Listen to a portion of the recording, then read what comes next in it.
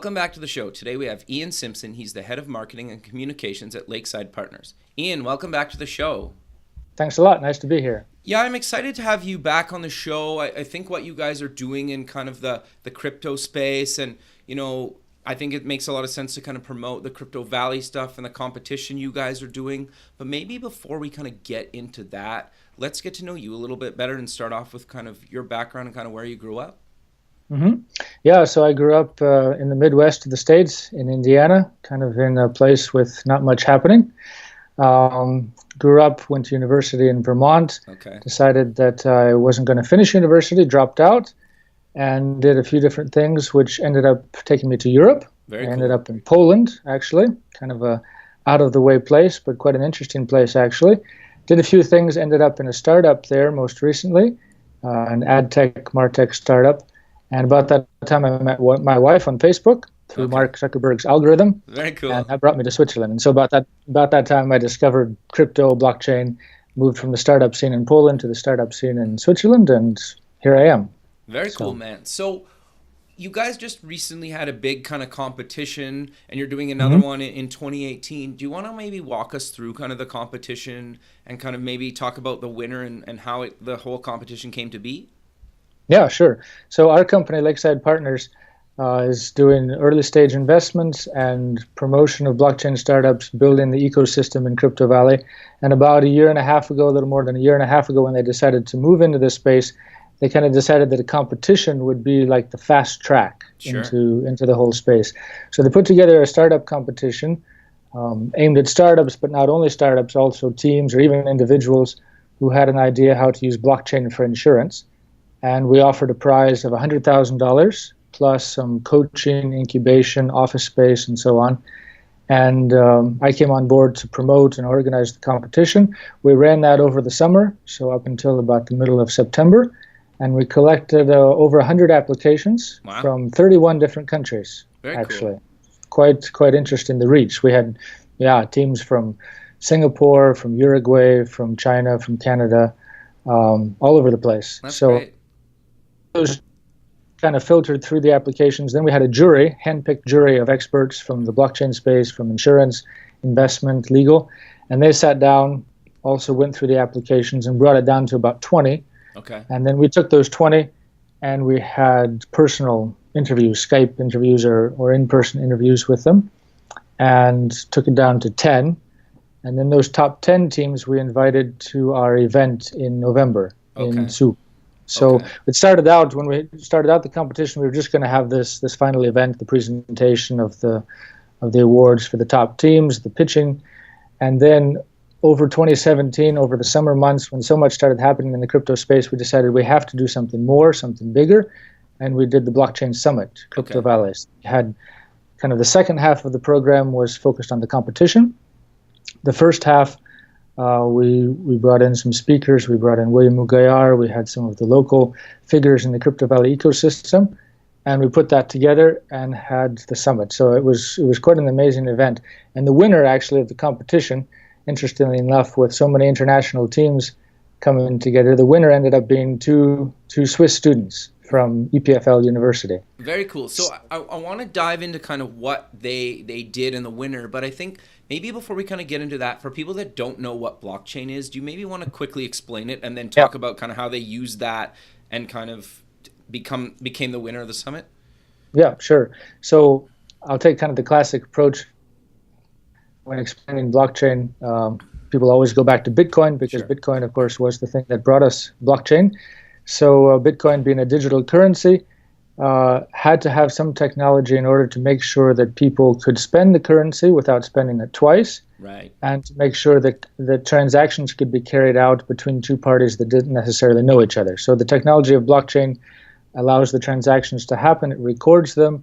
It provides the computing power to record the transactions and secure them in such a way that they can't be changed. And that technology has gone on beyond just financial cryptocurrencies. And when it comes to the winner of the competition, Shielded, they had an idea to use an Ethereum smart contract to create an insurance, kind of a peer-to-peer insurance for all the small things that people want to insure or might want to insure but an insurance company wouldn't necessarily find it profitable Sure. to insure. So your smartphone, your snowboard, your bicycle, smaller gadgets, maybe small appliances that Sure. insurance companies aren't interested in. So they created this scheme based on the smart contract, and they put together a 45-page white paper, Wow. presented it to us, presented their pitch at the competition, at the summit, and they were really top-notch and full of energy, full of ideas. So they're going to be an interesting team to watch. Sure. And they won $100,000, correct? That's right. So they won $100,000. So they'll set up their startup with that money. They're going to come now to Zug the first part of this year, because our other initiative besides the competition was also something we call Crypto Valley Labs. Okay. So a co-working space plus co-living for teams who work in the crypto and blockchain space. And we're starting with the so-called Genesis Hub in Zug, and that's actually under renovation right now. Should be opening maybe in February or March. Very cool. And it'll be a place where startups can come. They can work. They can be stationed there permanently or not necessarily. And the winner from the competition will be working out of Crypto Valley Labs. That's very cool. So you're going to do another one in 2018. Do you maybe want to, I know the details, you guys just had one, so like the details, you haven't figured them all out yet, but yeah. Is there a site that people can kind of go to that they can kind of check, over the coming months so for details? If you want to check on what happened already in 2017, we have a website, blockchaincompetition.ch. Okay. And we'll be putting the 2018 competition there as well. So yeah, we focused on insurance for the first competition. Right. It was kind of maybe not the sexiest subject for a blockchain competition. And now this year we're going to go back to what might seem like the more logical subject, which is blockchain for finance. Okay. So banking, payments, and all of those kinds of things will be included with that. Sure. No, that's really cool, and I think that's such a space that isn't really known for being that kind of tech savvy, never mind kind of riding exactly the latest trends with like blockchain and a bunch of stuff that are kind of coming out. So yep. I'm curious though, what are you guys looking for in this financial space? Is there anything that if anybody's watching this, they can say like, you know what, I start kind of thinking about maybe submitting something for the competition or kind of what you guys are doing this year? Yeah, it could be anything. I mean, when we talk about finance and talk about transactions and value, that encompasses a whole lot of different things, not just payments for things, but also asset management, different things when it comes to improving systems. I mean, the things with blockchain and crypto that get a lot of headlines are raising money, moving money across borders, some of those subjects like that. But there's also smaller areas just about process improvement, about changing the way people interact with each other. Even this project that won the insurance competition is something that maybe wouldn't have been on the radar for a big insurance company, but somebody who has an everyday problem that they want to solve. I think that's where innovation really comes from, the people who just kind of sit back and say, hey, why does this have to be this way? Let's change it. Let's do something different. So I would encourage anybody who has kind of that experience to think, oh, okay, if we put a blockchain behind this or we utilize blockchain, maybe we could think of something totally new, a totally different way to do something. And that's what's really cool. No, that's great, man. So you've kind of mentioned it throughout the show so far, kind of like Crypto Valley. What exactly is that, and kind of where is it located? Because you guys are heavily involved in that. That's right. Yeah, I mean, geographically, we say that Crypto Valley is the area in Switzerland, kind of from Zurich through Zug, even through Luzern, Liechtenstein, this kind of area in Switzerland, mostly in Switzerland, where there has been kind of a real genesis of blockchain and crypto innovation, kind of going back to the days when the Ethereum Foundation came and set up and did one of the first token generating events, or ICOs, that raised their own cryptocurrency. So that's kind of taken off. It all started kind of organically, you might say, with these people, with other people who have ideas how to use blockchain, also working together with kind of legal innovators. And that has grown more and more over the last couple of years, now to the point where sometimes during the last few months we had even 100 calls, emails from teams all around the world wanting to come to Zug and set up a foundation, set up a legal structure in order to do an ICO or to develop, make connections with other people in the space. And yeah, the idea behind Crypto Valley Labs as well is to create a place where teams can come and actually work. Because right now, people come in, maybe they come in from the States, they come in from Singapore, they meet lawyers, they meet people who can build a smart contract, but there's no place to work. There's no place to settle down and actually get things developed and so on. So that's what we want to do to encourage the growth of the ecosystem overall. Well, and then the other nice thing too is there's people playing in the same space located in that Switzerland kind of area, right? And so why do you think, though, that area really kind of became the Crypto Valley? You mentioned that company kind of set up there. Was that kind of the start of the whole thing, or was there something else that kind of kicked that off? Yeah. So Ethereum was one of the first. Yeah. They were one of the first who made it big, so to speak, who went farther. Now they are, we could say, the preferred platform for people who do ICOs. So they became very utilized in the space.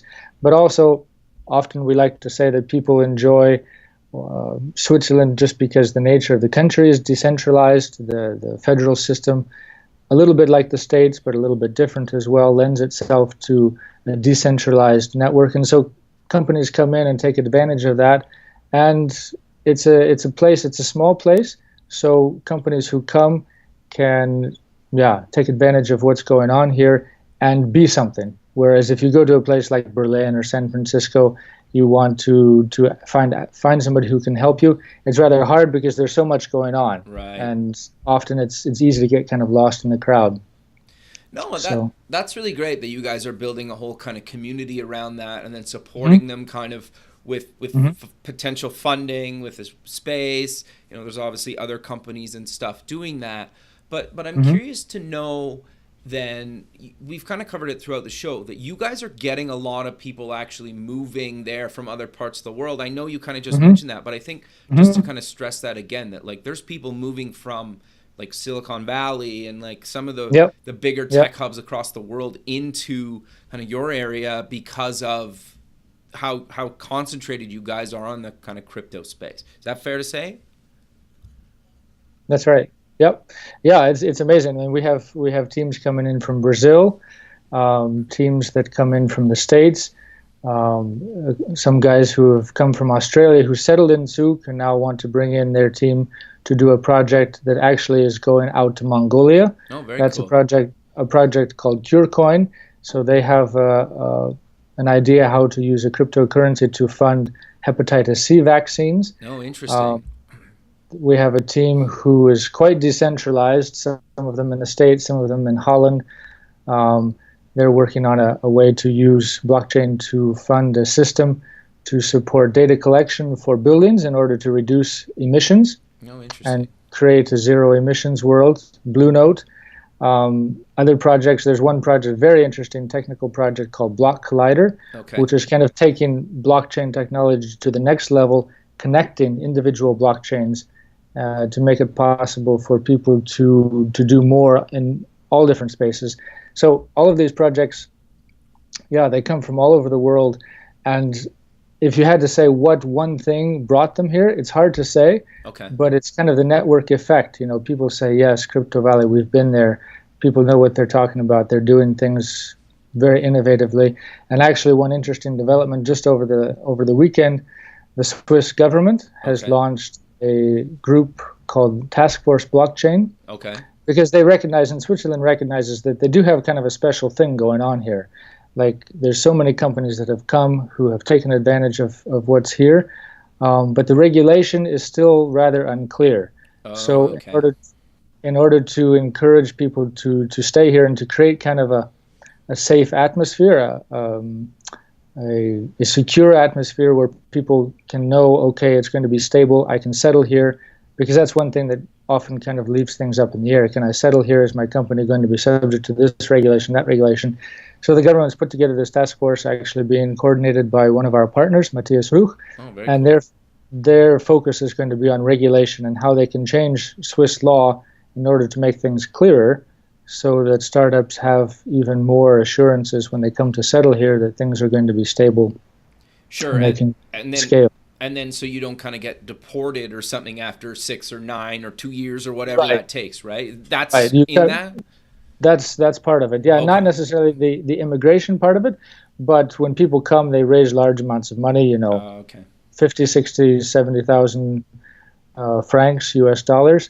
And then, is it taxable? Is it not taxable? Is I it see. considered a security? Is it not considered a security? So all of those things are being considered by regulators all over the world. And it's a real tricky subject because it's not clear. This is a totally new paradigm. And Yeah. so the old regulations don't always clearly apply to this case or to that case. So that's what they're going to be examining and hopefully bringing clarity to it. And hopefully that'll be even a bigger advertisement for Switzerland as a place to come and settle. Sure. No, that's really great, man. And I'm curious to get your personal thoughts on where do you think this space is going to go? Because I think we're like, do you see kind of upcoming trends of 2018 or kind of beyond that that maybe people could think about that could potentially tie into what you guys are looking to do in the financial side for the competition and kind of the upcoming summit in 2018? Yeah, I mean, there's different trends.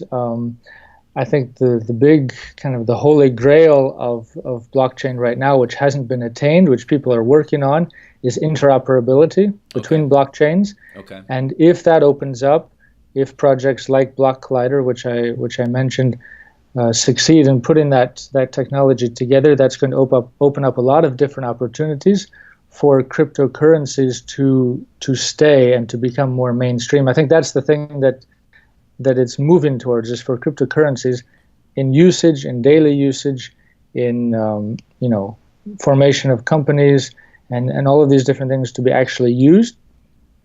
So when that happens, then that mainstream trend will take off, and yeah, then the sky is the limit. Basically, there's a lot of different things that could happen. I mean, people have different predictions. I don't predict as far as prices Okay. because the prices of Sure. cryptocurrencies are such a fickle thing. But I think there is going to be more and more improvement in processes, in the way things operate. And so far, companies, big corporations, and enterprises have kind of they've dipped their toe in the space. They've tried a few things out, but they haven't gone all in.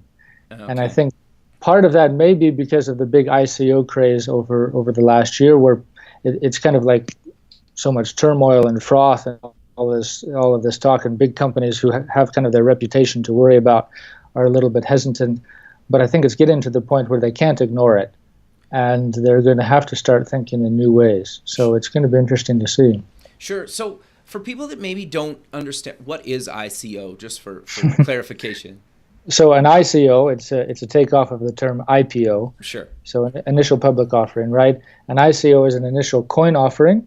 So basically, when you use a smart contract to issue a token, which is Okay. like issuing your own currency. Now, when you say currency, we automatically think of money, which you spend back and forth. But when you issue a token, that token can have different uses.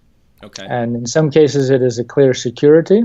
So you buy the token with the hope that it will increase in value, or that you will receive part of the revenue, the proceeds from the project that issued it. But in other cases, that token is used for different things, like access to a network, Okay. Interesting. or it's used for exchange between the parties that use a platform. So that token has different uses, and there's a whole new emerging space of token economics, which is a subject that William Mugayar is very, very strong on, where economies and kind of small economies within a company or within a platform are formed, and those tokens which are issued can then be used inside of that ecosystem or that economy. Interesting. No, And that. Okay. Keep going. Sorry. no, that's No. that's fine. No, I think that's fascinating. And the thing that's interesting to me, at least in the whole space, is at least in North America and probably other countries and continents in the world where they have really good kind of banking systems, whether you like them or not is kind of Hmm. irrelevant. But there's Hmm. countries in the world that really don't have a steady kind of currency or banking system where these cryptocurrencies could actually basically they can just implement them almost like overnight. I get this is an oversimplification, but like almost overnight, because they have nothing currently there, right? And I've talked to guys before where they're like, well, now through our app, we're basically allowing people in this country to like pay for like power and water from their smartphone using a cryptocurrency to a provider, because they couldn't do that before, right? Because that system just never existed, where you and I just like our power bill or our water bill just comes in the mail or probably gets auto billed to our credit card and we don't think about it. But like there's parts of the world where like that is so revolutionary to them, where you and I take that for granted, right? And so exactly. And systems like you're talking about, like what we're used to today, like the power bill or the paper bill that comes in the mail, it works. Those systems work, and so you don't necessarily think of ways to improve that. But when you're in a place where you don't even have that, and then you think, oh, what could it be? And technology comes in and provides this great leap forward, and that's where it's really, really interesting. So one of the projects that came to the blockchain competition was actually some guys who work for Zurich Insurance, and they were working on a project to provide micro crop insurance to farmers in Africa.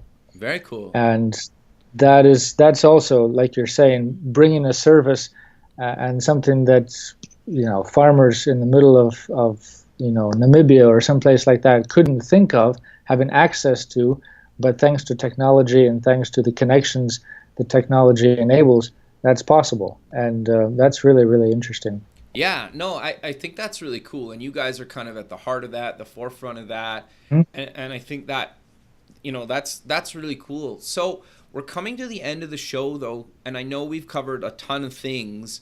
Is there kind of a couple URLs that people can kind of check out to actually get more information, kind of follow along what you guys are doing throughout the rest of the year?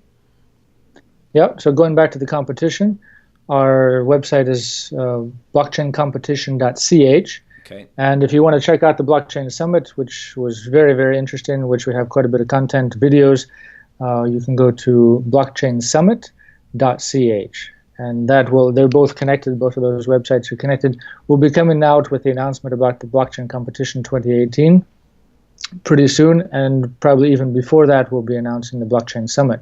This year, we're kind of focused, for the summit, at least in April, probably on bringing together startups and corporates. And kind of the working idea right now is to create kind of a face-off between corporations who are working in a certain space and startups, blockchain startups who are working in a certain space, put them on stage together to talk about different topics and see how the innovation from both sides can work together or not, and see what synergies come out of that. So it should be quite interesting.